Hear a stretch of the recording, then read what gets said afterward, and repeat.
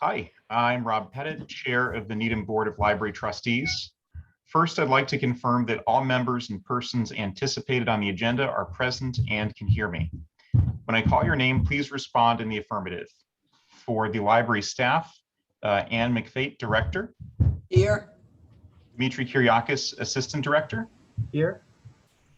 And Danielle Tawa, Archivist and Technology Specialist. Here. Thank you. For trustees, Carol Thomas. Here. Anna Giraldo Kerr. Here. Kay Cahill. Here. Rick Hardy. Here. Tom Harkins. Here. And Jay Fialkov. Here. Thank you. And for the Library Foundation of Needham, we have Joan Smith. Yes, hello. Hi. Great. I will now go through the intro. Good evening. It is now 7 p.m. on Tuesday, October 12th, 2021, and this is an open meeting of the Needham Board of Library Trustees. This meeting is being conducted as a remote meeting under an act extending certain COVID-19 measures adopted during the state of emergency, or the Act, which was signed on June 16th, 2021. The Act allows public bodies to meet entirely remotely so long as reasonable public access is afforded. This meeting will allow public comment by means of the chat function only. For this meeting, the Needham Board of Library Trustees is convening by Zoom app as posted on the town's website, identifying how the public may join. Please note that this meeting is being recorded and that all participants are participating by video conference. On video conference, please be aware that others may be able to see you, and take care not to unintentionally screen share your computer. Anything that you broadcast may be captured by the recording. For effective and clear conduct of our business, for compliance with the Act, and to ensure accurate meeting minutes, I will restate our ground rules. The chair will introduce each speaker on the agenda. The chair will invite members by name to provide any comment, questions, or motions. To the extent practicable and within the bounds of open meeting law requirements for conducting a virtual meeting, we will keep the meeting style informal as we do when we meet in person. Please remember to mute your phone or computer when you are not speaking, and please remember to speak clearly and in a way that helps generate accurate minutes. For any response, please wait until the chair recognizes you so that we do not speak over each other. Feel free to wave to get my attention. After members have spoken, the chair will afford public comment as follows. Any member of the public signed into the meeting as an attendee may submit written comment or question via the chat after identifying his, her, their name and address only. The Assistant Library Director will monitor the chat inbox and alert the chair to submissions there. The chat submissions will be recorded and become a part of the official record of the meeting. Each vote taken in this meeting will be conducted by roll call vote, a requirement of the Act. I now request a motion to automatically continue this meeting to Tuesday, November 9th, 2021 at 7 p.m. with the same Zoom ID number, our next regularly scheduled meeting, should any technical difficulty arise tonight to keep us from completing this meeting. So moved. Thank you. Do we have a second? Second. All right, I'll run through the roll call. Jay? Aye. Rick? Aye. Tom? Aye. Anna? Aye. Kay? Aye. Carol? Aye. And myself, aye. Thanks. We can now turn to the next item on the agenda, which are the minutes of the September 14th meeting, which Anne had circulated. Did anyone have any comments to those minutes? I had one item that Carol actually pointed out to me, page 5, number 9, Library and Art Exhibits Committee. It's the third sentence. In December, it should say, instead of in December and January, it should say in November and December. That's when the Needham Art Association will have its 2-month exhibit. Okay, thanks, Kay. And did we have any other modifications to those minutes? Okay. If that's the case, do we have a motion to approve the minutes as modified? So moved. All right. Do we have a second? Second. All right. I'll run through the roll call. Rick? Aye. Kay? Yes. Yes. Tom? Aye. Carol? Aye. Jay? Aye. Anna? Aye. And myself, aye. We can move down to the next item, which is the director's report. I'll turn it over to Anne for that. Okay, would someone please make a motion to accept the gift list? Move. So moved. All right, I will run through the roll call quickly. Rick, Aye. Kay, Aye. thanks. Tom, Aye. Carol, Aye. Jay, Aye. Anna, Aye. and myself, aye. Okay. Under the gifts, I just want to point out that Priscilla Fish's 42 puzzles, after this was typed, 10 more came in, so it's actually 54 puzzles. And with her puzzles, we were able to throw away some of the old ones that were wearing out from use. And the puzzles look gorgeous now. And the collection is going out like crazy. They were wonderful puzzles. Full. That's a great gift. Yeah. Anna has a question. Yeah, yes, Anna? I'm curious about the types of puzzles. Are they used or new, or what are the, Some what were- kind of puzzles? Some weren't even opened. The boxes were still wrapped in their original wrappings. The rest may have been done once. It's hard to tell. They were all in excellent shape. There were some children's puzzles, as well as the regular adult puzzles. Okay, thank you. Winter is coming. Yes. Although today you couldn't tell by the sunset out behind me, it was just gorgeous. And that is all. I don't have anything to say that doesn't come up in one of your other headings later. Okay, Rick, Yeah, I would think that whether the trustees would want to congratulate Megan on getting her MLS. It's always nice to see. So I don't know if you want to pass that along to her. Okay, we will. We might even show her the film. Yes, congratulations to Megan. it's great to see that. Okay, yes, Carol? I just want to congratulate the children's Paula and staff for really embracing the equity and inclusion resolution in terms of programming. They really have come up with some good ideas, and now an ABC Spanish story time, but there's diverse programming that's one of a kind. There's this new program for the story time, but also just the books that they're buying, et cetera. They really have focused on it, and I really appreciate how they have done that. The book lists, the new book lists, We'll Yeah, I pass saw those that up on. on the website. Anna? Yeah, I concur with Carol's comments. I want to add also that I was very pleasantly surprised to see that Paul attended a webinar on trauma-informed librarianship. Trauma-informed approaches are at the center of equity. So I'm glad, and I'm curious to learn more about that topic. So congratulations. It's a great good step.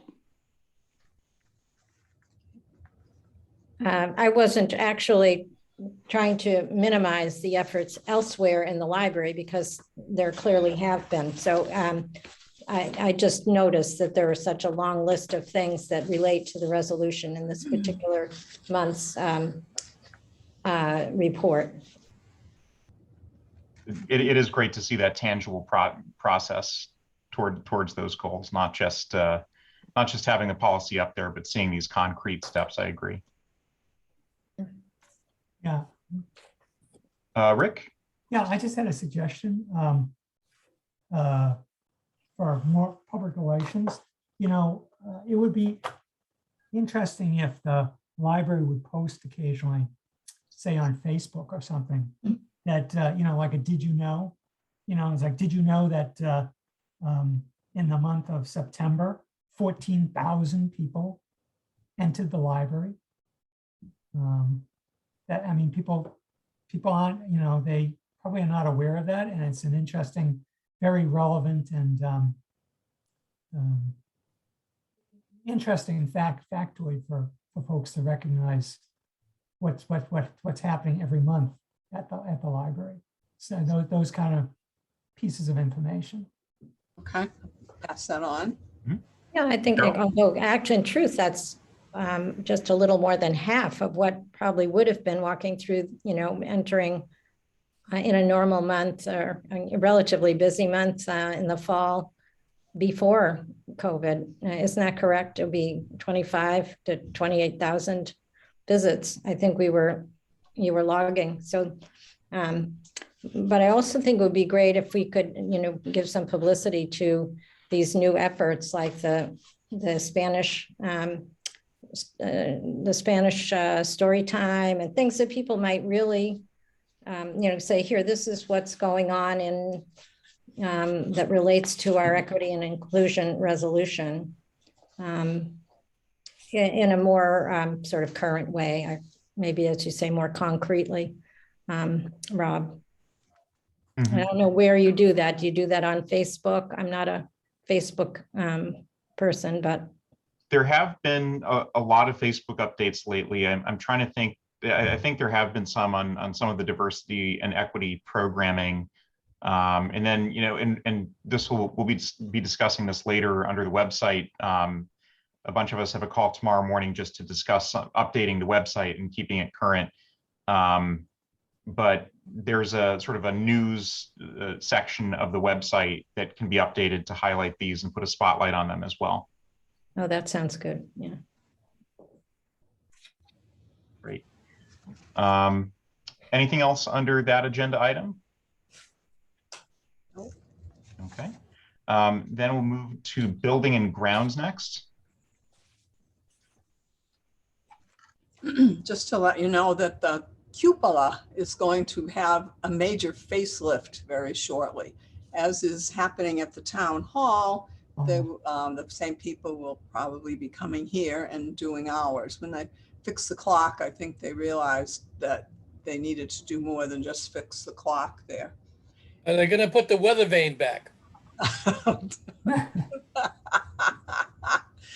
For those who don't know, when the new library opened years ago, someone complained in the newspaper that we didn't put the weather vane back, but we've never had a weather vane. Mixed us up with the school. With the high So school. like town hall, will the letters on the clock be gold plated? I didn't hear you.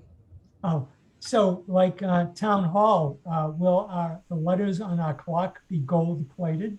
Oh, probably not.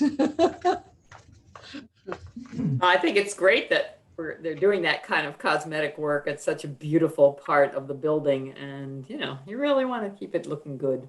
And it's really out there, viewable by everyone. Also on the telephones, the problems have been laid at the door of the building department, and they will become part of the building department's capital plan. That's the good news. The bad news is probably not this year, but next year, because they're using this as a stepping stone to bring in other problems that are in the different systems in the town and maybe fix everything at the same time. So it looks like we're stuck with what we have for a while longer. So that'll be 2023, Possibly. 2020. Well, we're in 2022, 2022. so it would be 2024 maybe. 2024, right. Right. That's all I have. Okay. Any other comments on building and grounds? All right. In that case, we can move on to the financial reports. Capital requests are due 3 days from now. I hope I make it. I will be submitting all the ones that we already have listed. Okay. I had a quick question about that. It occurs to me that as we're losing Anne's immense expertise, that it would be useful for me and perhaps for some of the other trustees to have a little bit of a calendar or a schedule for how, at what stage in each year do the various steps of the budget and the capital budget happen? When do, the library department's head submit? Just kind of a timeline. It doesn't have to be exact dates, but it would certainly be helpful for me to understand and be knowledgeable about the time and the process and the timeline each year. That would be most easy to do. Oh, that'd be great.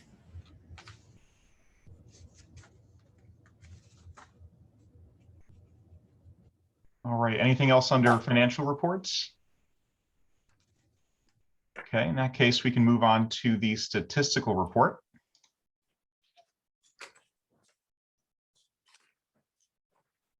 Found it quite amazing that what I said, the driving factor and a huge increase was the children's room, which had a 28% circulation increase.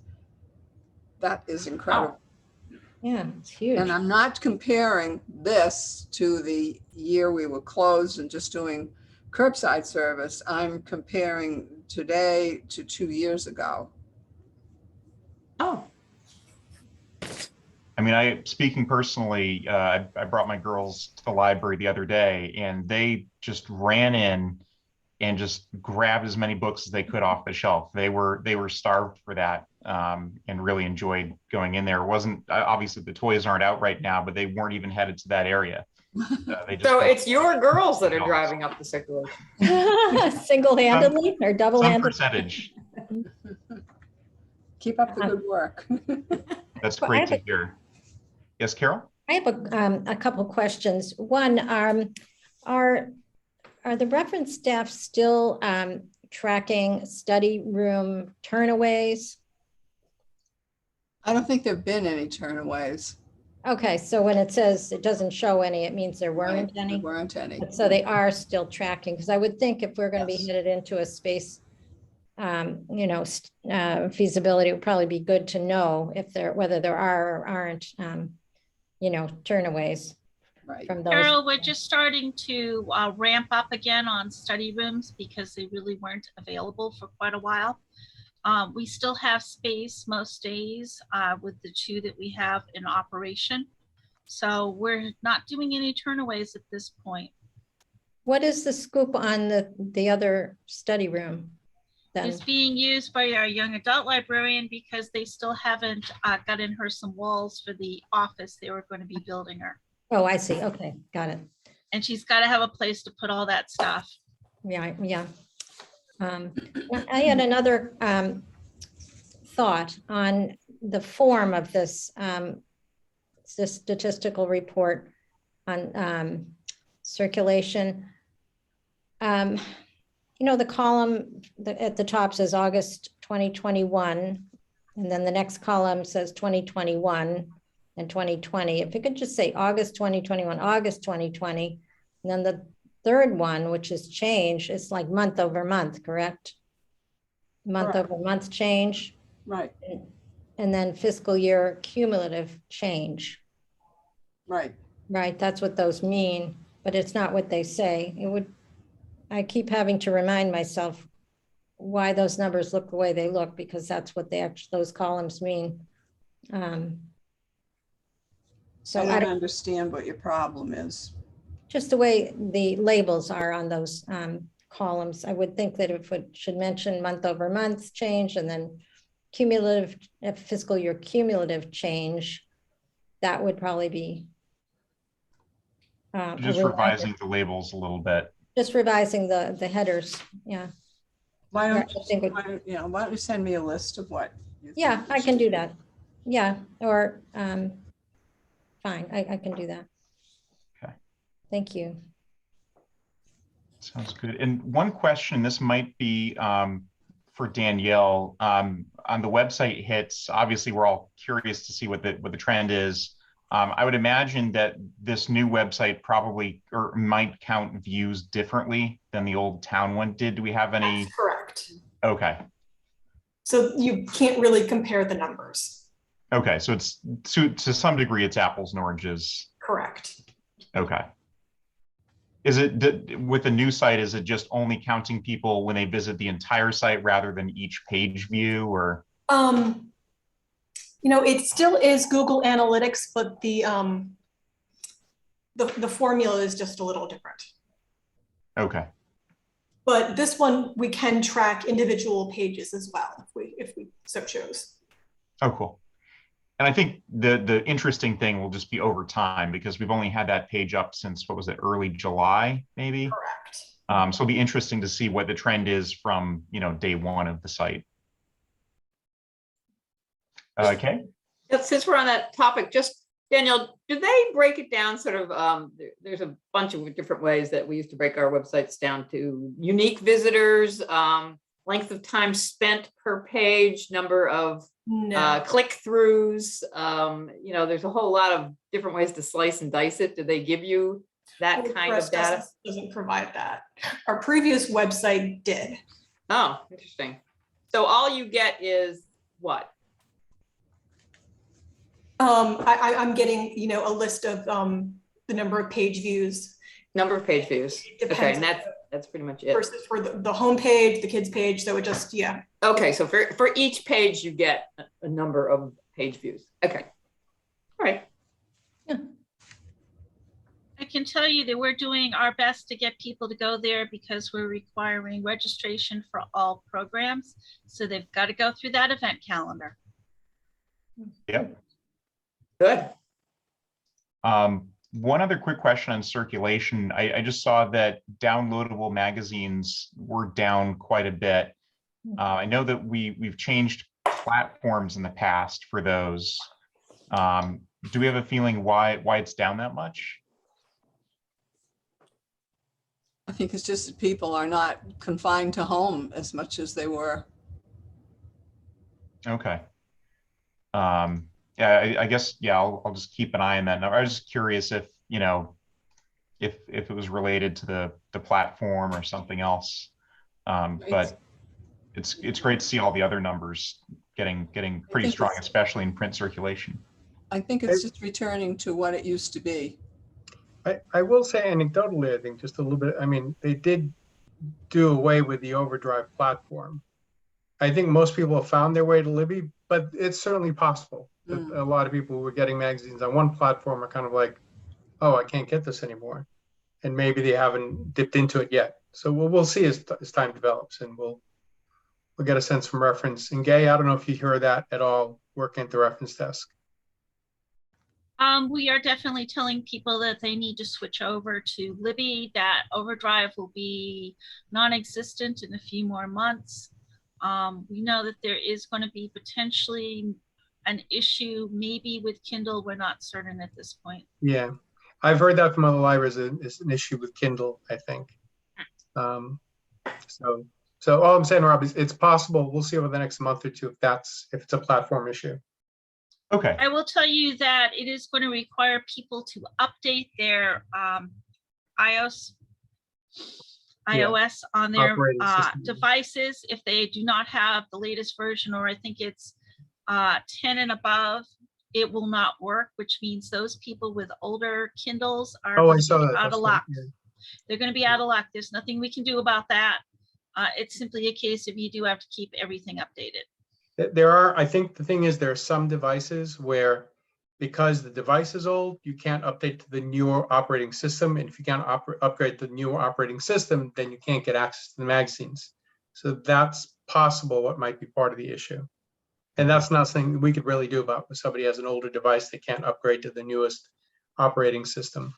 That's correct. I actually have an old Paperwhite I was playing around with, and I can't upgrade to the newest one. So it is definitely going to be a problem for some people. Yeah. And if you find out that, folks just don't know where to find them, then maybe that might be a good thing for Facebook or for the website, just to shine a spotlight on, hey, here's where you can find digital magazines now. I will tell you that Sarah, who's listening on the other end, Yeah. says we don't believe that magazines were ever on the Overdrive app. They were only on the Libby app and on the Overdrive website, which is something we subscribe to separately. That went away when the network decided to subscribe to all the magazines. So that is where you can find your stuff. It's going to be Libby only. Maybe it is just that people aren't confined to home anymore. Right. I'm sure. I mean, when we compare, FY21 versus FY20 versus FY19, there are going to be some interesting trends there. I mean, we were seeing a pretty significant growth in things like audiobooks and downloads ahead of prior to COVID, but maybe not magazines to the same extent. But okay, so it's something we'll keep an eye on. Yeah. Anything else under statistical reports? Okay, in that case, we'll move on to agenda item 7, which is new business and the 2022 holiday schedule. Okay, I took the one that is provided by the town and adjusted it to fit the library's needs. Do you have any questions about it? I know it's rather confusing, especially with New Year's Eve coming, New Year's Eve day. The town hall will be closed. The library will be open if we have programs from New Year's Needham. If there are no programs, then we'll have to just go along with the rest of the town and close. I have heard nothing from New Year's Needham. The last I heard was they were thinking of maybe putting some things in the restaurants in downtown, but nothing else. So we'll just have to wait and see what they're going to do. Okay. Yeah, so just by counting, if we are closed New Year's Eve, it shows that the library will be closed for 21 days during the full calendar year. So does that ring correct? 21 days. 21 days as I counted for the count that the library is closed. And I guess my question following that, so this, when we call these holidays, this doesn't have specifically to do with how many paid days off that staff gets, right? That's kind of a whole separate. I don't think it's 21 days. I don't. Not 21? I don't think there are 21 holidays. Well, days that the library is closed. That was my count. Because Labor Day weekend is closed for 3 days, right? Oh, okay. If you, yeah. Just number of days that the library is closed. Of all those days, the Labor Day weekend, the library staff isn't getting 3 paid holidays. They're getting 1. And that's right. That's what I was wondering. This doesn't sync up with the employee holiday paid days off benefits. Yeah.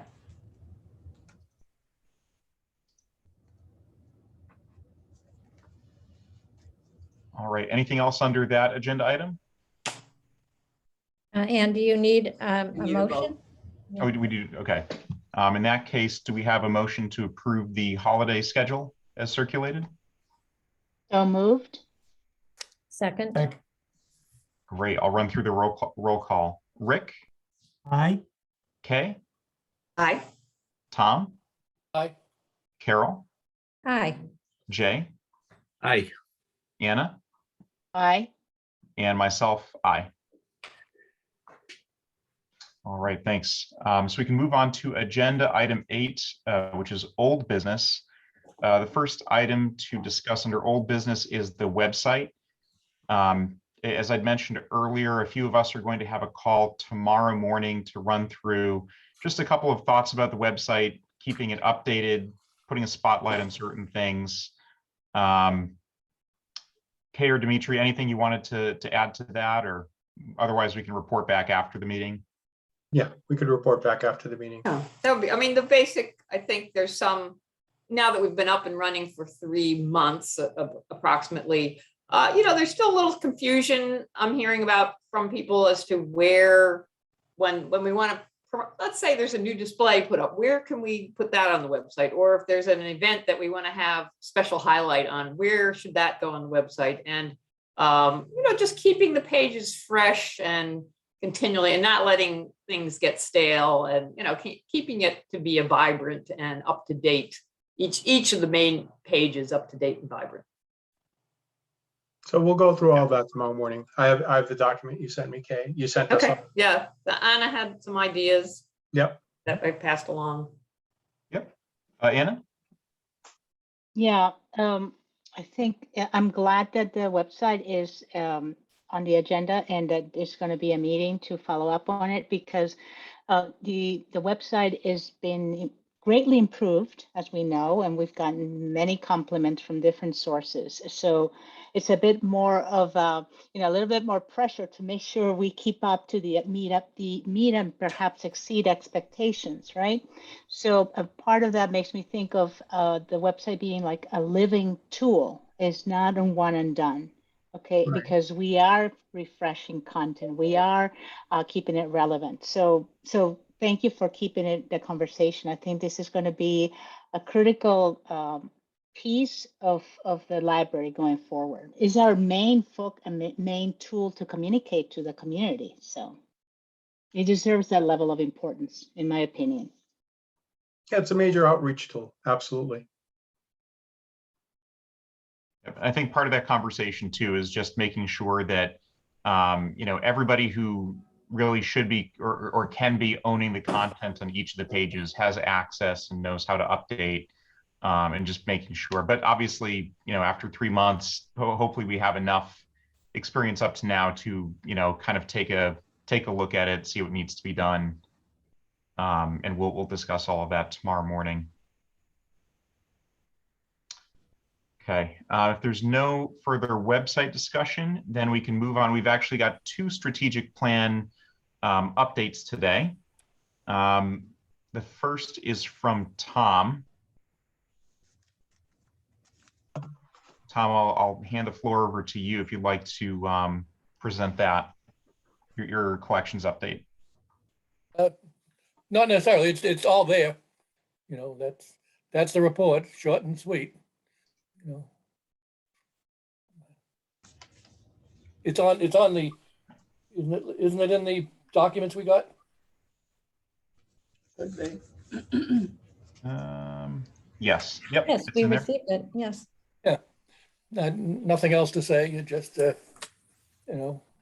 very short and sweet. Just, recognizing the situations that occurred this year. Okay. Any questions or discussion about the collections goals?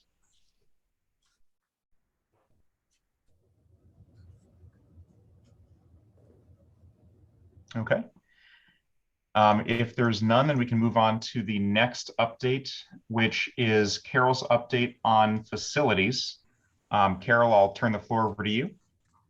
Well, I'm kind of laughing at myself. For last month, we had a very neat and tidy graph that Anna presented for her report, and Tom's very thrifty report, and now you got my report, which goes quite a bit longer. I could not figure out how to fit my reporting into a graph. So it wasn't even just the technology. I just couldn't organize it that way. So we're back to text. First of all, let me mention that I have a typo right from the get-go in the header. Dmitry Kyriakis, I misspelled with an O and S instead of an IS. Please correct your own on that. I'm sorry about that. Okay, thank you. My fault. I do like always to just kind of list some of the progress we've made. And you can see this year, we have to think about things quite differently, even in terms of the building, because of all the extra duties that were involved with keeping up with all the cleaning and moving furniture around when the building was reopened, but not completely, et cetera. But I did list the sort of the routine maintenance, which was done, then extra projects that were able to be done because people weren't in the building, such as some painting that got done. And in addition to that, there was better lighting put into the circulation area, to be followed soon, we hope, with better lighting in the upper level of the children's room in the similar fashion. The clock in the clock tower was repaired, which I guess has led to identifying more work needing to be done. The library is very expensive. We do one thing and then the town has to spend more money on something else they didn't, nobody knew about, whether it was the town website after our website or the clock tower repairs after the clock is fixed. Anyway, there was quite an impressive effort after the elevator broke down to keep up services curbside, because the elevator was out until May, I believe, from January until May. By the time it was finally inspected, a part came, it was the wrong part. Is that the story, Anne? And in any case, so that was a sad, really a difficult story, but this director, administrator, director, and staff all persevered. And I do list, and I don't need to go through the whole list, but there were roof repairs, there were some parking lot changes that had been asked for. Still to be done, though. Anne mentioned that the phone system, that's a biggie. Cameras, still waiting for a price, unless there's some update on that. As I said, the children's room lighting, space redesign, feasibility study, we need to start again. And then the back requests for some work on the kitchenette in the community room, landscaping plan. These are all things that are just sort of in our future, either sooner or a bit later, depending on what the priorities that are set, reset are to be. I did want to explain, which I think I did, that just how things work as far as the building, who's in charge of what, because it's very confusing as to, you know, whose responsibility it is to do this or to do that. One has to do with some physical thing, whether it's a building repair, a building system, furniture, carpeting, that sort of furniture, but it's part of the building. So all of that, I tried to explain in my report, and I think that it speaks for itself as to whose primary responsibility each thing is. But in general, the building is the responsibility of building maintenance department within the Public Works Department.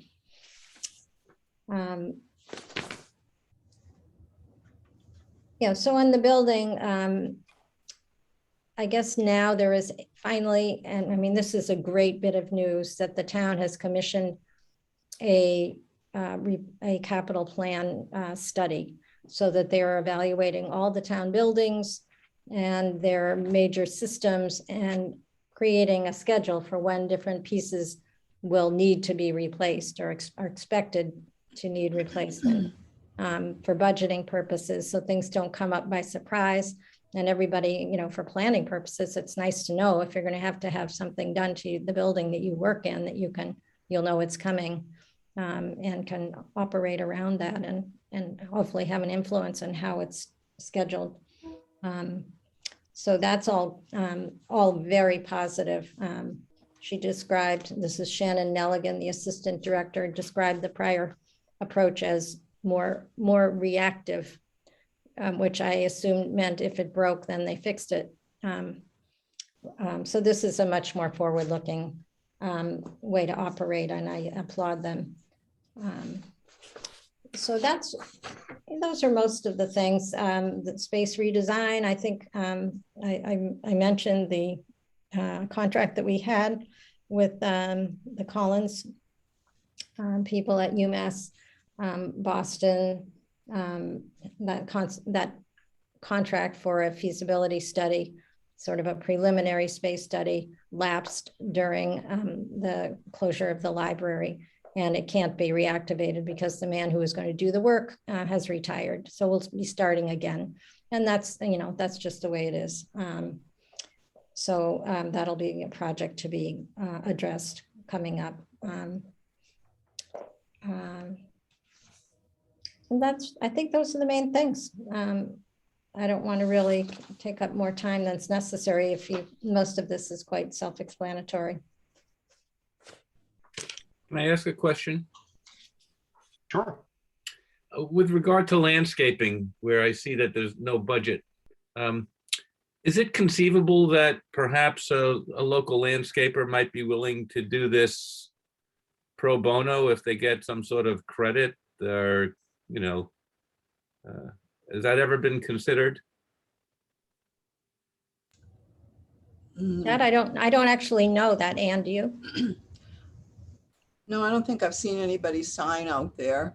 We've had, through the years, we've had different people do different things until Building and Grounds took over, but I think the town. nobody was pro bono.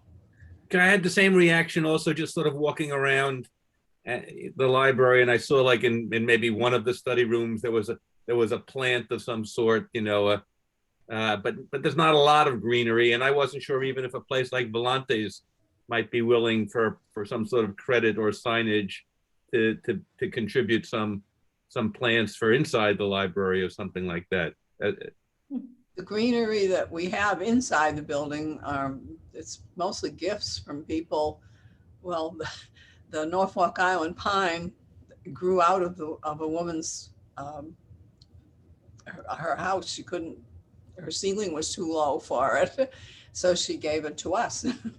It may make sense, we know the folks at Volante's. It may make sense to see if they're interested in, making a contribution of some sort to spruce up the library in exchange for getting some sort of, credit or recognition. Not a bad idea. The only kicker in it is who's going to take the job in hand and do all the watering and picking off the dead leaves and so forth. Mm-hmm. Okay. Yes, generally, in office buildings that there's a plant company that comes in and does the plant maintenance. It is a job. It's true. Yeah, if you have a lot of them. Plant. Yeah. I as far as outdoors, I recall at Memorial Field, there was the garden that was donated. But I think, I don't know whether it was before or after that project that the town took a stance that they not only needed to have donation of the plants and the work, but also money set aside to maintain it so that it didn't get all scraggly.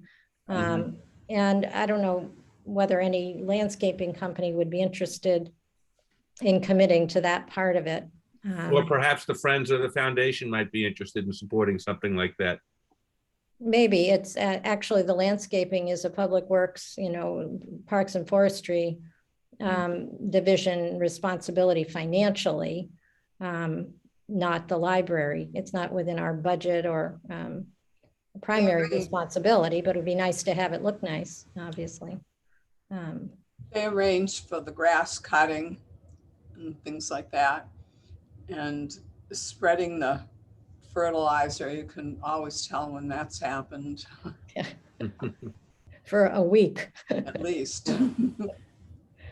We did. Oh, sorry, go ahead, Kay. Go ahead. Oh, just to mention, I may have been about to say the same thing as you, Rob, that a couple of years ago, wasn't there some discussion of getting the exterior grounds kind of re-landscaped, and we got some huge, very expensive proposal just for a plan. And we kind of moved up, just dropped it at that point.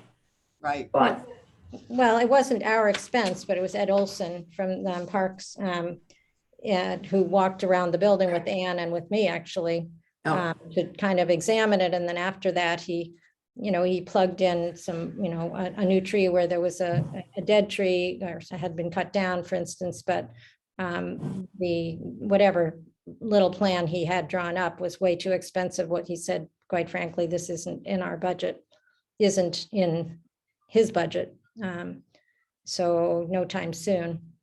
was the message. So.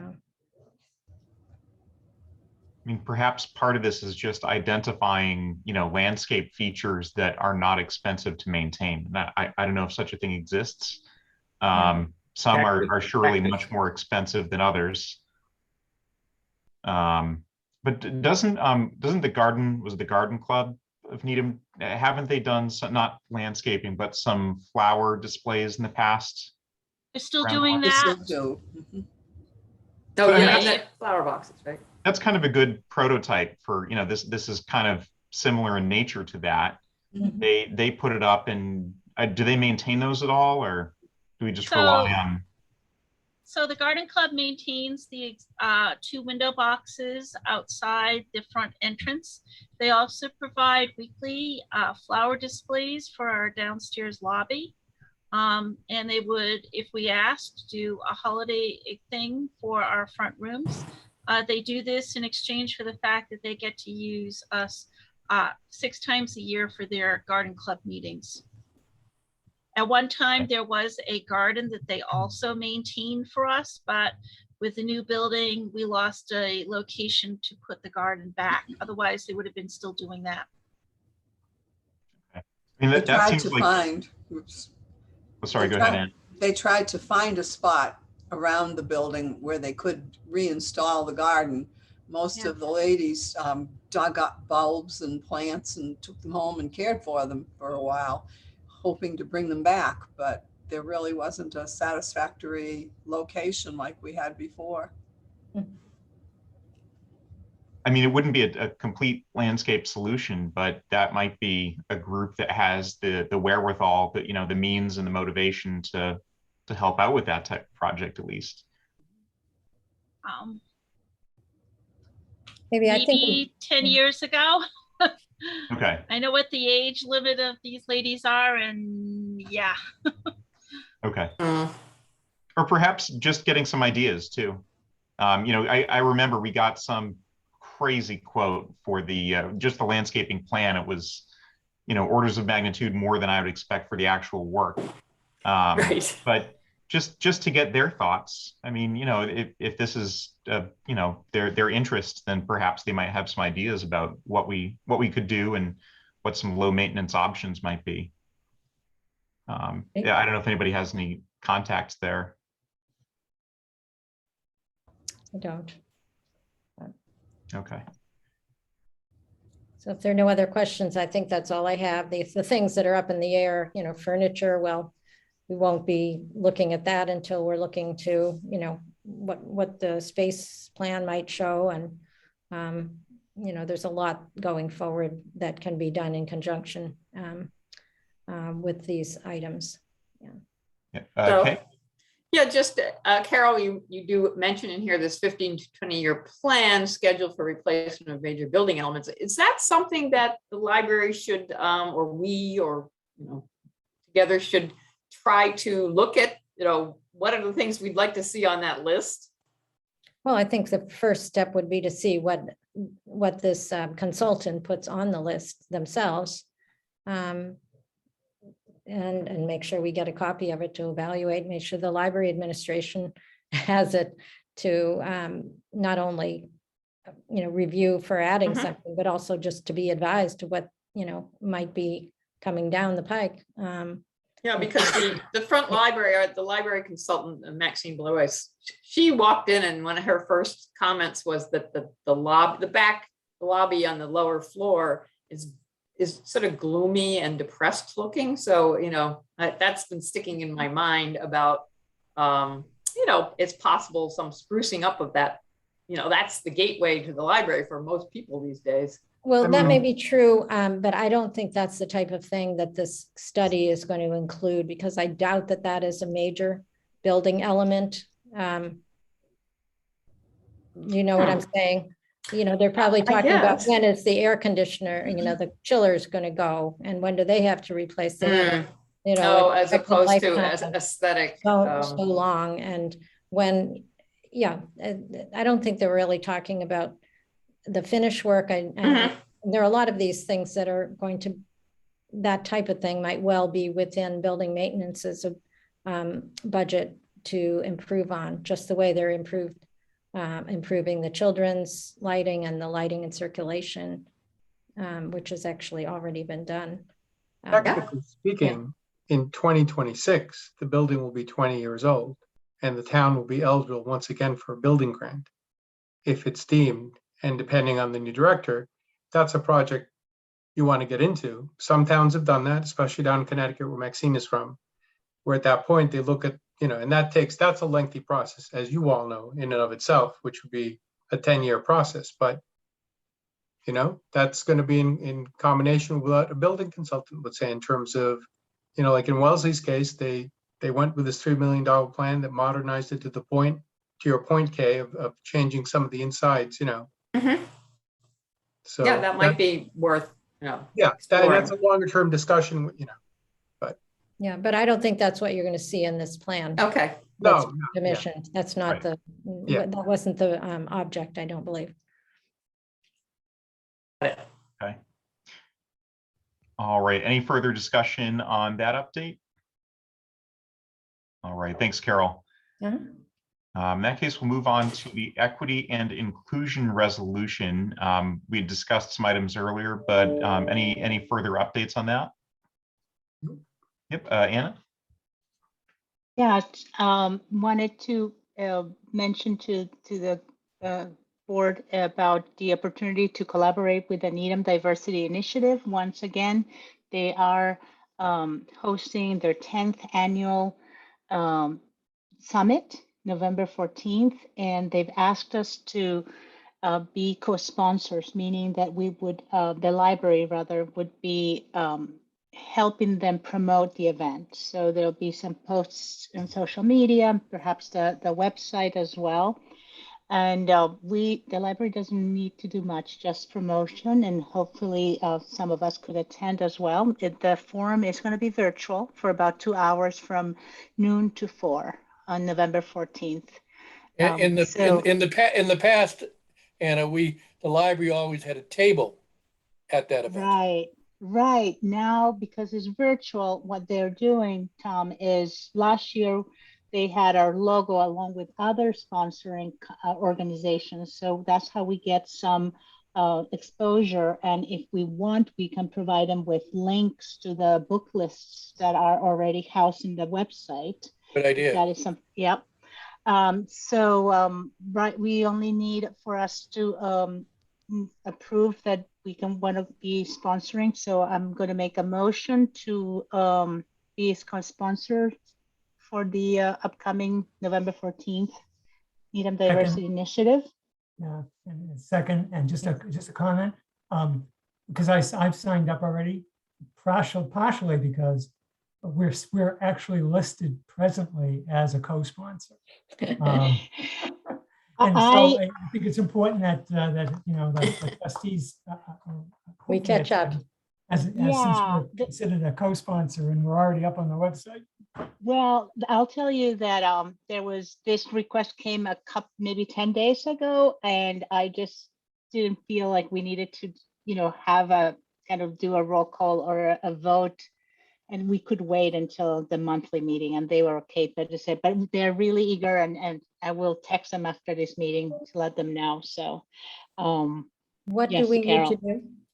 We just need to promote, approve the motion and vote on the motion, and then I will just let them know, and they will provide us with a graphic, and with that graphic for the folks who are doing the website and social media and the library side, for them to promote it, to put it so that as co-sponsoring, that is the main responsibility. Anna, make sure that I get it so that I can include it in the next newsletter, and I will put it up on all of our electronic boards in the library. Great. And Danielle, do I also give it to you for social media, or is it also or is it you only, Galen? Social media goes through reference, but reference. You can give it to me, and I'll make sure that it gets there where it has to go. Excellent. Wonderful. And also on the latest news section of the website. Yeah, we can do it there too. Great. So was the motion, I think there was a second, right, Rick? Yes. Yes. Okay. We had a second. I'll run through the roll call. Rick? Aye. Kay, Aye. Tom, Aye. Carol, Aye. Jay, Aye. Anna, Aye. and myself, aye. Great. Thanks for mentioning that, Anna. Could I ask a question about the new resources purchased that are listed under equity and inclusion? Are those itemized on a list each, that goes, I mean, does the list that's on our website, I didn't have time to check, but is the list on our website added to each month so that if you were looking, you would see these new books, or is it just because they're ordered, it doesn't mean we have them yet, or? Many cases, we don't have them yet. I mean, stuff that's coming out that we've ordered, like I order the nonfiction and keep track of how many I order, but I know like maybe half of them are not coming yet. And So when it says purchased, it means ordered? it means ordered, yeah. I mean, sometimes they're available pretty soon, but sometimes they're on back order. Be nice if those somehow didn't slip through the cracks and they would get eventually added to the lists, since you identified them as relevant, to the lists on the website, the reading lists for equity and inclusion. Well, I think as we update the list, I mean, they may not be on for a while until we receive them, but I think we do update. We do, yeah. I think as we update the list, we look at what we do have that's in that category. So it never really gets lost. It would come to your attention again. I mean, Yeah. Somehow you order them, you got it on your mind that these are in this category, but then when they actually come in, you'd have to think about it again to add them to a list. If you know what I mean. Yeah. We could look at that and see how to do that. Yeah, Definitely. it'd be good. Because we really have really beefed up the collection, it looks like to me. It's good. Tom? Yeah, and I have a question concerning when we order a book, does it go onto the Minuteman thing right away? No, No. I mean, no. A lot of Not until libraries it's seem to do that. The other day, Ann can answer that. okay, Okay. We've never done it because we catalog so fast. You'd be wasting time between maybe a week. Sometimes most of the order will come and we get them and they're cataloged in a day or so. So then we'd have to stop and change the notation on all of the things. We have never, ever done that. the question is, we don't do that, but doesn't that, if we did that, would that give us a better, like the new Colson Whitehead book? I tried to get it, right, and it's there, and it says 500 requests for 2 copies at the time, and then all these ones are on order. All these Brookline had 21 copies ordered. Cambridge had 30 copies or something like that, or somebody else did. And I was wondering, does I get in the queue then for those books? But I don't get in the queue for books that we're ordering ourselves. No, you're not in the queue for things that are on order. You're not? No, Oh, okay. not I until. Additionally- I thought they could, catalog. because they were listed there, they were, Those libraries are ones who use the acquisition module in their cataloging. And that is how they show up like that. They're sort of an invisible type thing. But that is the difference. Only difference is that they're using that particular module and it has interesting issues on the back end that they have to then deal with later, especially because it also does their accounting for them. And sometimes those reports don't quite come out the way they're supposed to make their town satisfied. It doesn't Additionally- affect where you are No. on the list. No, doesn't, not at all. okay. No. Additionally, we go through every single week, all of the reserves for the system and all of the Needham reserves. And we have a formula that we use. And if we see that we've got a lot of people waiting for something, we will go and order additional copies so that we can ensure that our own people will get it faster. So every week we do this. In a list of reserves, Yep, Needham copies go to Needham people first. yes. And that's if we're using the Minuteman app, then you get on that Needham. If I use the Minuteman app, I'm in Oh. Needham. So my name goes onto the Needham reserve list, and I would get Goes a on Needham. to the, it goes on to the Needham reserve list until there are extra copies available throughout the system Mhm. that they have fulfilled their own personal holds for their own people, at which point those copies become available to anyone in the system. So we take care of our own people Mhm. first, and I then the see. rest of the system. As does every library. Yep. I'm ahead of you in the queue, Tom, for Colson Whitehead. I saw it when I saw it in WoW Library. I immediately put a request in. So Harlem Shuffle, right. which is the song the Rolling Stones do too. But yeah, the WoW Library is great because then you can see immediately something that's coming in. So on the topic of equity and inclusion, any further updates on that front?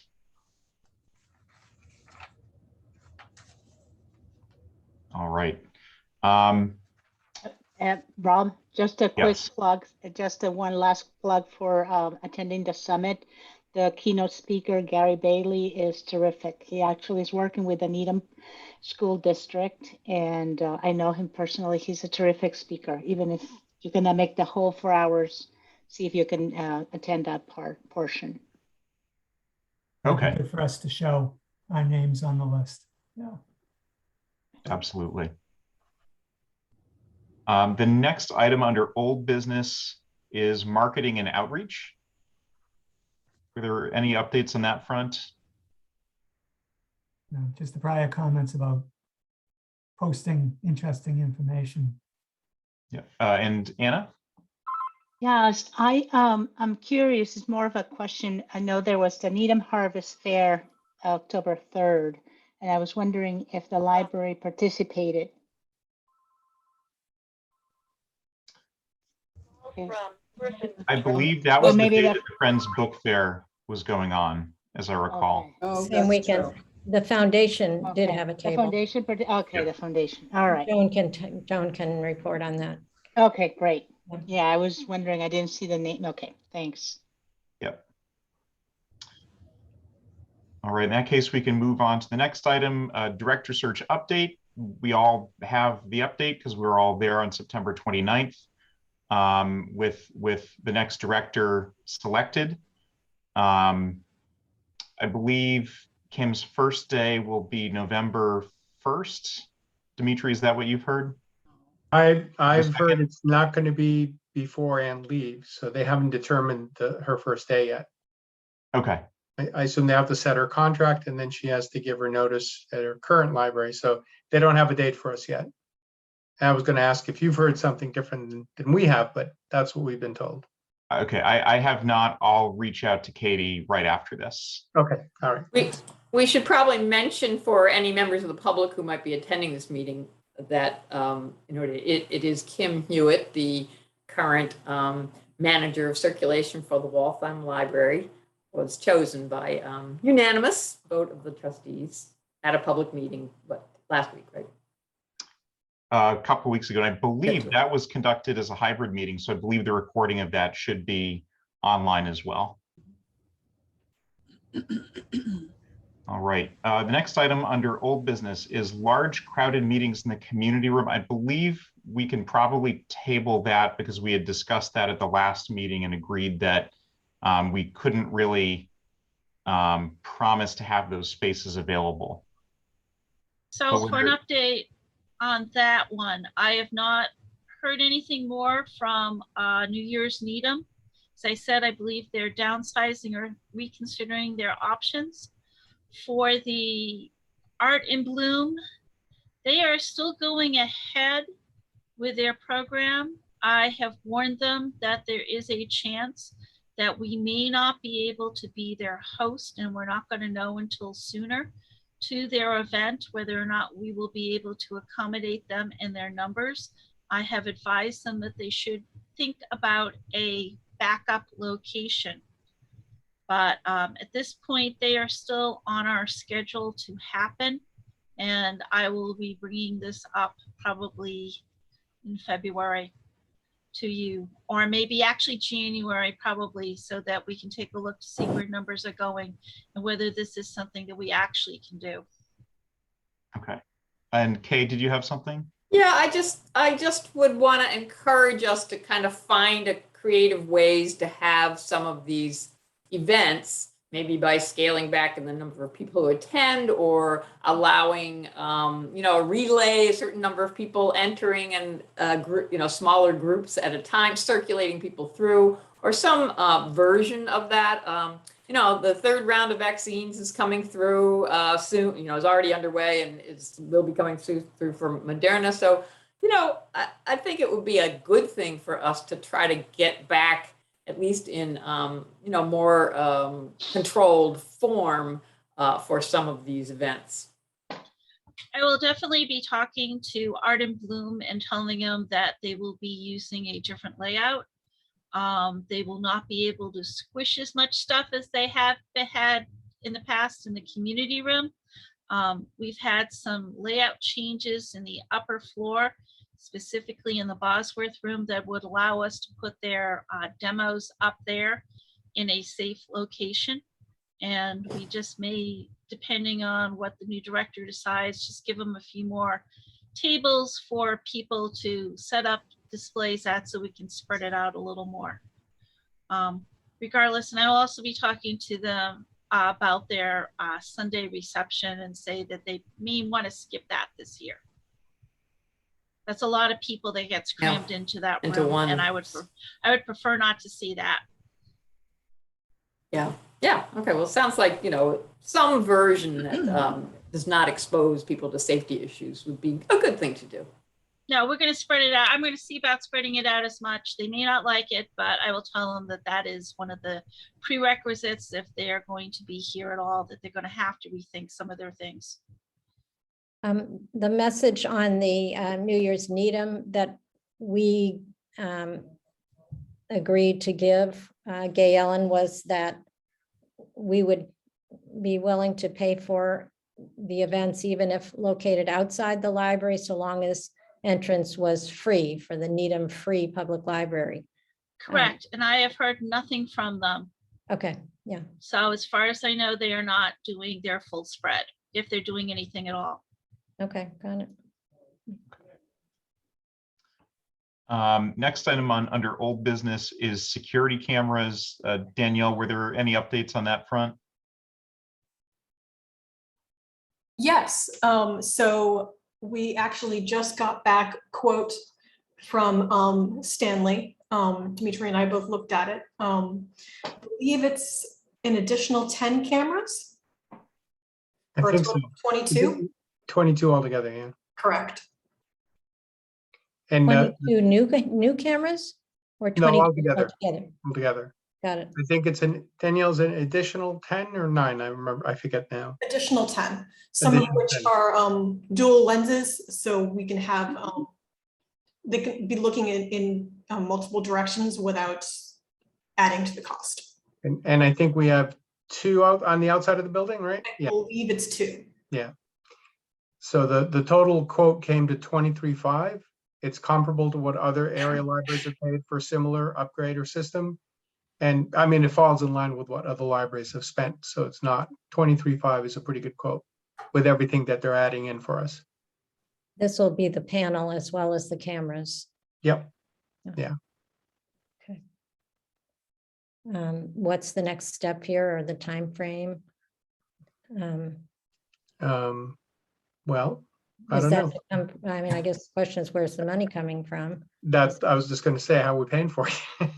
Is that to come from state aid, or from asking the Friends and the Foundation once again to step forward, or what are the thoughts on that?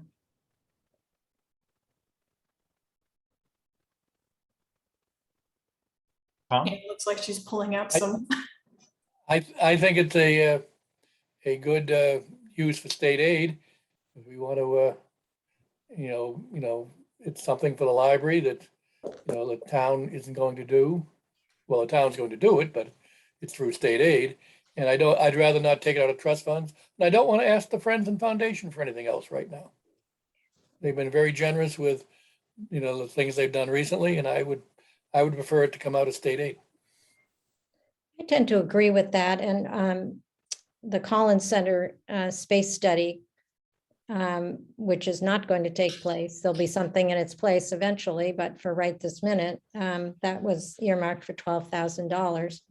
So that would help, the picture a bit. And there's 21,000 and some earmarked for library equipment and services, unspecified. So there's enough money there to do that. I would tend to favor that too. Okay. Ann?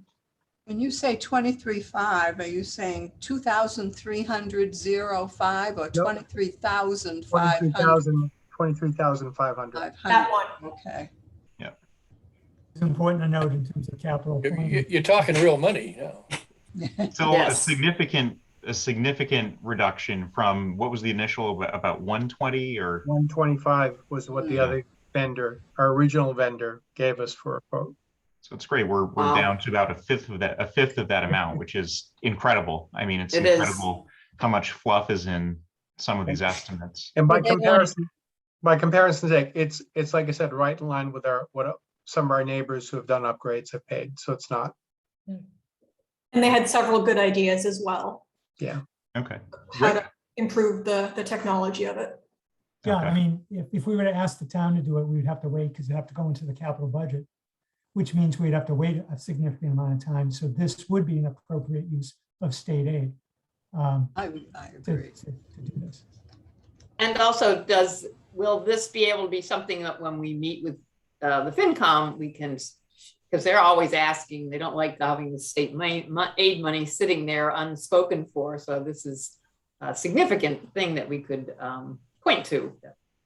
I mean, in a With- perfect world, I would hope that the town would pay for expenses like these, especially when it's something that implicates the safety of patrons and staff. Yes.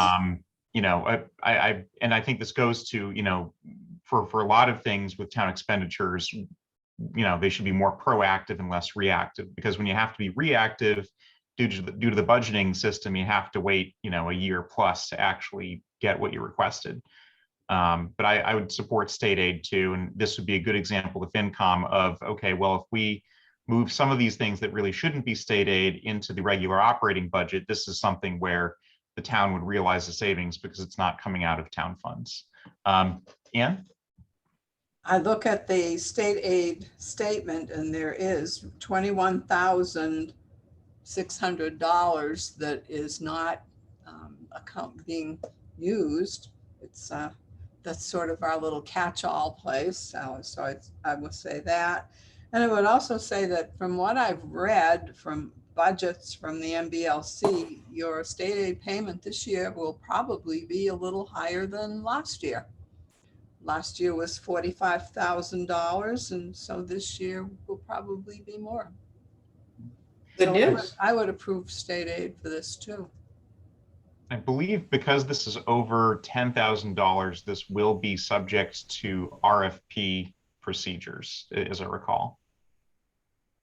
Well, is this contractor on a list that makes that unnecessary, this particular contractor? They are on the state bid list. We'll be checking it with Dave Davis and not to worry. Should we Somebody have will be checking. should we have a motion then to approve the expenditure out of state aid for this purpose? So moved. Do you want to specify a dollar amount? Just, Dimitri, was it what was the 23,500. 23,500? So we'd Danielle, be was it approving 23,500? You're on mute. up to, I would suggest up to 25,000 or something like that. Danielle, what's the exact amount? Is it 23,500? I'm just grabbing it right now. Okay. I believe it's 23,500. 23,581.25 cents. Okay. I mean, to Tom's point, does it make sense just to authorize up to 25? And that way, if there's a contingency or something else that we find that we need. Yeah. Okay, so the motion then is to approve the expenditure of up to $25,000 out of our state aid account for the purpose of these security cameras. Or for the particular fiscal year, should we, this for the 2022 fiscal year? During the 2022 fiscal year. So moved. All right, do we have a second? Second. Second? All right, I'll run through the roll call. Rick, Aye. Kay, Aye. Tom, Aye. Carol, Aye. Jay, Aye. Anna, Aye. and myself, aye. Can I have who did the second on that? I did. Okay. Thank you, Kay. And is this the motion coming from Rick originally, or is this changed? It's Excuse easier me? to do the second because then it was more specified. All right, so who did the, who proposed? I I kind of- propose- Carol, thank you. Well, I just, on the back of Rob's statement of it. All right, thank you. And major thanks to Danielle and Dimitri for moving this forward and for, again, cutting the amount, by 80%. That's awesome. And again, something that I'd like to bring before FinCom as an example of our fiscal prudence. I mean, we didn't spend $125,000 on this. It's amazing. But I'm sure it happens all the time. Yeah. Next up, under old business, we have the nomination to Council on Aging. I do not have any update on this. I did indicate our interest in having a hand in filling that seat. We have not yet heard back from Kate. As soon as we do so, I will provide an update to the board. And does anybody here have, possible ideas or interest? Of a person who might want to do that as a go-between? Uh-huh.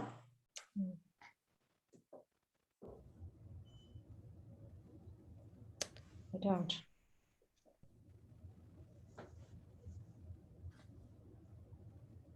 Okay, it's something we can all keep in mind, and hopefully we'll have some more information by the next meeting. I'll reach out to Kate and just see what the status of that is. But if anybody does have any ideas, by all means, please feel free to send them to me. And then once I believe that this opening would be posted somewhere, once it is, then we could send in the names that we've collected. So moving on to the next item in the agenda, it's the Library, Art, and Exhibits Committee report. Yes. So we have our new artist, Tamara Diaz of Rhode Island, displaying her work currently in the on the wall gallery. And right now we don't have cases. I think initially she had said she thought she would have pieces for the case, but has not. Turns out doesn't. So Gail, and that's what you told me. She's not planning to fill the case. She's not planning on filling the case. I will admit at this time, we still have last month's exhibit up on the website because I have yet to receive any pictures whatsoever from the artist so I can transfer exhibits around. And I don't want to leave an empty spot. Right. Guys. And, honestly, it's not a bad idea to have the Black Lives Matter display up a little longer because that was also kind of late in getting in. So if Tamara, do we need to try to, because her work is going to be down at the end of this month. So which isn't, that's only a little over 2 weeks. So I suppose if she does not produce the photos for you to use, images for you to use, then we'll just keep up Sam Williams' display till the end of this month, at which time the Needham Art Association is coming in for 2 months. And then we are also trying to set up our next meeting of the art committee sometime in November to look ahead into 2022. Okay. It's a beautiful exhibit, by the way. I stopped by the other day and it's just a tremendous amount of color up there. It's very lively and fun, and and also it has some meaningful. If you take a little time to look at her work, it's there's sort of layers of meaning there. So Yeah. and it's great. Thank you, Kay, for that update. Was there anything else for the art committee? nope. All right. In that case, we move on to the McIver series. Carol, did you have any updates for that? You're on mute. That's what I get for finally muting, just in time to forget to turn it off. Yes, I have scheduled a second program for March 20th, a Sunday, 2 o'clock. We already have MIT Professor Noel Eckley-Seelan talking about mercury, the chemical, and mercury pollution and how it relates to climate and sustainability and broader justice issues. I've seen a program that she presented, and it was very, very interesting. I was amazed, actually. So anyway, so that one we can afford. So she has been scheduled, and this will be by Zoom this time. So we now have 2. The first one will be on February 13th, also a Sunday, by Gloria Grice on notable Needhamites. And that also by Zoom. It happens to be Super Bowl Sunday, but not till later. So Gay Ellen has convinced me that we ought to just let that lie. I think it should work out. And I may have a third one, but I have nothing to report at the moment. So that's it. Great. Thanks for that update. 2 interesting programs. Thanks. Tune in. I hope so. Yeah. Yeah.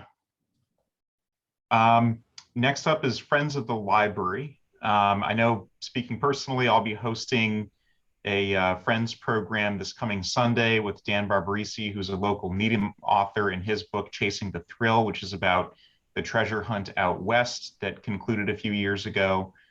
Definitely, if you're around, it's going to be Zoom only, so feel free to register. It is Sunday at 2 p.m. Jay, did you have any other Friends updates? No, they had a book sale this last weekend, which was nice to see after not having seen one of those for a long time.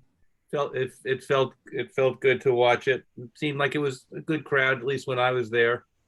And they're finishing up the schedule for speakers over the next year, some of which look to be like a very strong program. A slight disappointment where the Museum of Fine Arts dropped out, saying they really didn't have the bandwidth to participate in an event this coming year, as we had discussed and hoped, but maybe next year for them. Yeah. And the book sale, despite the fact that it was a little scaled back, actually made more money than any book sale they've ever had. No kidding. That's Really? great. It was really wonderful. I think I saw you posted, what, 12,000 or something? 6,800. 800. Okay. They missed us. So I heard that everybody the book was happy dealers to really see showed it. up. Say that again? Oh, I was just saying, I heard the book dealers showed up early and were very active this year. Great. Thanks for those updates, Jay. For the LFN, Joan, did you have anything to report? We were at the Harvest Fair and we had a lot of interest in our booth. We raffled off a Kindle, and so we collected a lot of email addresses, which was nice. And we gave away gifts to the kids, and we had a lot of interest in people posting books that they were reading, adults and kids, a lot of kids. And I think I mentioned last time we are gearing up for our 20th anniversary, and when we have more information for you, we'll share what we're thinking. And we are getting our brochure ready, and it's just about ready for the publisher. That's our fundraising brochure that we do every November, that we mail out to 2 precincts in the town. So we'll be doing that. Joan, I had a question. Oh, go ahead, Carol. I'm sorry. I had a question about the email addresses. How do you use those, or are they? Well, we have an email database for repeat donors or anyone who donates and they supply an email address. And we periodically send out an email blast. So I'm gathering up some information now about some of the highlighted books that were recommended by people who stopped by the Harvest Fair. So I'll probably put that out next. If there's a program, for example, that the LFN is sponsoring, we'll put that address, we'll send that out. We don't do a huge amount of emailing. Will you use it for a soliciting, with the brochure? Can you send it by email to make it, less expensive to that email? Well, you know what? We usually at the end of the year send an email saying that we're in the process of fundraising. Typically, if you donated before, you get onto the repeat donors list. Right, and you get a mailing rather than an email. They get a mailing, and then we do 2 precincts a year to send out to the town. With a physical brochure. And that's the physical brochure. We don't send to every household because it would just be too massive. I'm sure the redistricting this year is going to throw that for a loop a bit. Yeah, okay. I didn't realize that was happening. Okay. Pretty minor though. I think it doesn't affect a lot of people. Yeah, I think they're pretty small adjustments in just maybe a couple of precincts. Yeah. No, I don't think so. Oh. And I was listening to the select board, and it sounded like it was pretty minor tonight. Really? Yeah. I can't imagine that all the Kendrick and all the things on that side of town. Well, you would think, but I don't know. Didn't sound like there were major adjustments. Yeah. And I think that is it. So when we have more information about our 20th anniversary, we'll share with you. We're just in the process of just kind of thinking it all through. Yeah, great. Great. Thanks, Joan. You're welcome. And so it's almost 8:30 now, and we move to the trustee comments portion of tonight's meeting. And I just wanted to take a moment and just recognize that after 65 years with the library. May I have your attention, please? The library will close. Thanks, Ann. So appropriate that starts right then. But after 65 years with the library, tonight is Ann's last meeting as library director. So we wanted to recognize that and thank Ann for her dedication.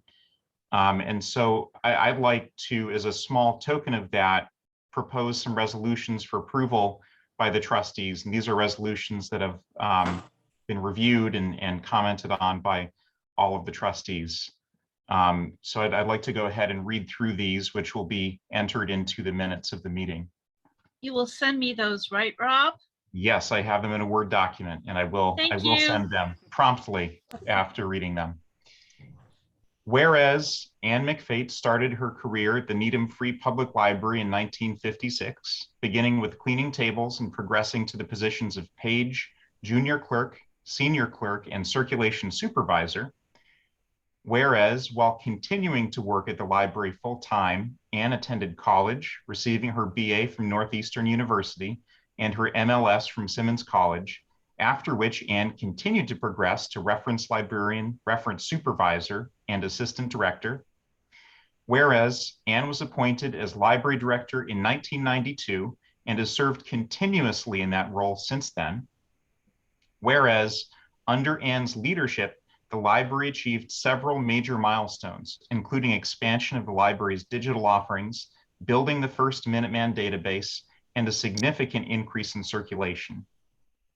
Whereas Anne was instrumental in the planning of the library's current facilities, serving as a member of the building committee and overseeing the monumental task of transferring the entire contents of the library to a temporary location at High Rock School, running the library there for nearly 2 years before transferring the contents back to the newly expanded library and welcoming the public back to a beautiful new and renovated space.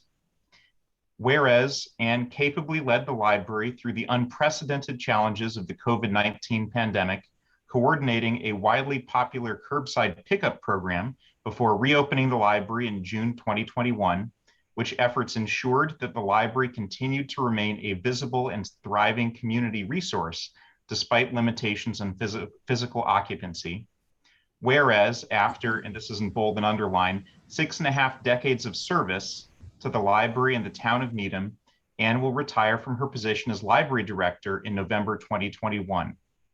And whereas the trustees of the Needham Free Public Library wish to recognize Anne's extraordinary dedication to the library and her accomplishments as library director. Now, therefore, be it resolved that the trustees hereby recognize Anne for her unparalleled service to the library and, by extension, to the town of Needham. Resolved that the trustees express our collective gratitude for the enduring legacy that Anne has built as library director. And resolved that a copy of these resolutions be entered permanently into the minutes of the trustees. I think that deserves a little round of applause. Thank you. We've read the resolutions. Do we have a motion to approve them? So moved. So moved. Second. Second. Okay, I will take a roll call. Kay. Aye. Tom. Very enthusiastic aye. Aye. Carol. Aye. Jay. Aye. Rick. Aye. Anna. Aye. And myself, aye. And thank you, Anne, for all of your efforts as library director and in all of your positions at the library. It's extraordinary what you've done over the past 6.5 decades. Well, thank you. It's been the best job in the world. And we have a little something that I dropped off for Anne earlier this afternoon. And you know, Anne, you might hold it up for the record. For the record. Here it is. For the record. It's a book, you see? It's a book. But it tells time. A book clock. And I don't know if you can hold it up. Maybe we can see the inscription. It's Not kind of really. bright. No. It says Anne McVeigh, Director, 1992 to 2021, with deep gratitude from the townspeople of Needham. And there's a lovely card that encourages retirement. Relaxation, huh? And someplace beautiful. Signed by all of you. And in it, there's a little, I think you can read that. No. It says, Dear Anne, thank you for guiding the library so wisely and compassionately. I knew I'd do this. Oh. Okay. Don't worry, Anne. I'll be right behind you.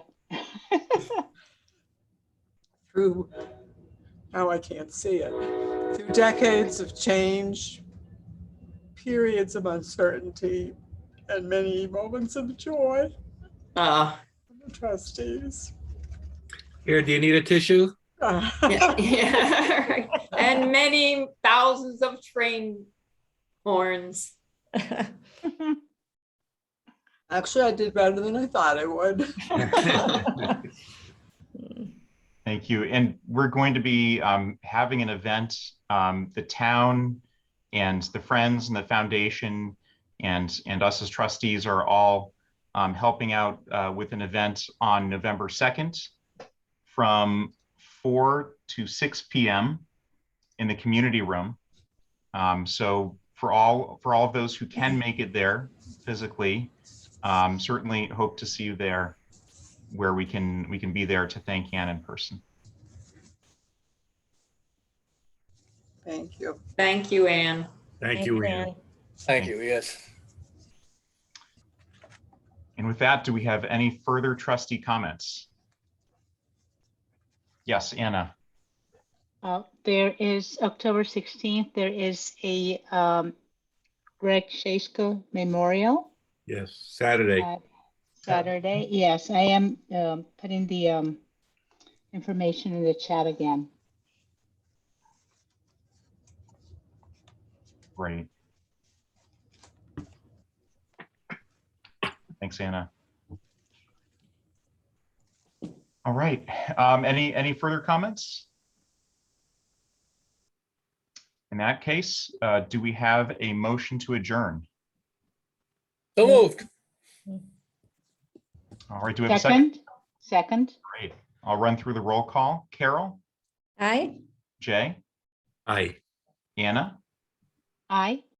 Rick, Aye. Kay, Aye. Tom, Aye. and myself. Aye. All right. Thanks, everyone.